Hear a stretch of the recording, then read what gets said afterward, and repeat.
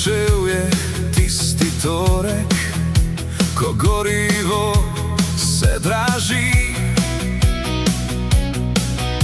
Moj rezervoar pa je spet prazen, omejitve na črpalkah ni.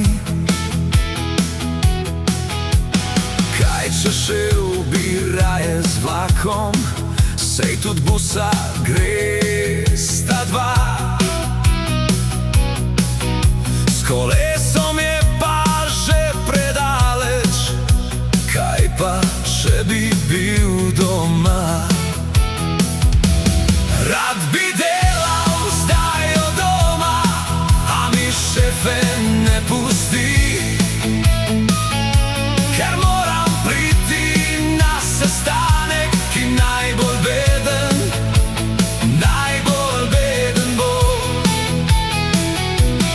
Rad bi delal zdaj od doma, a mi šefe ne pusti.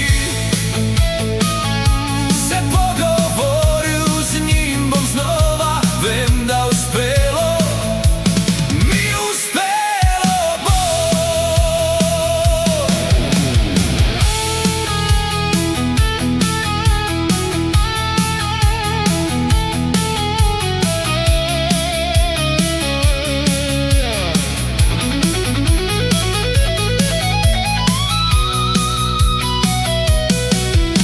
Spet prišel je tisti torek, ko gorivo se draži.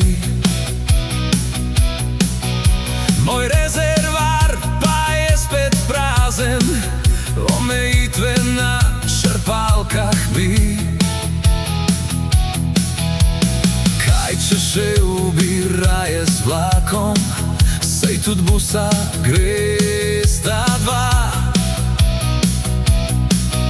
S kolesom je pa že predaleč, kaj pa če bi bil doma. Rad bi delal zdaj od doma, a mi šefe ne pusti, ker moram priti na sestanek, ki najbolj beden bo. Rad bi delal zdaj od doma, a mi šefe ne pusti.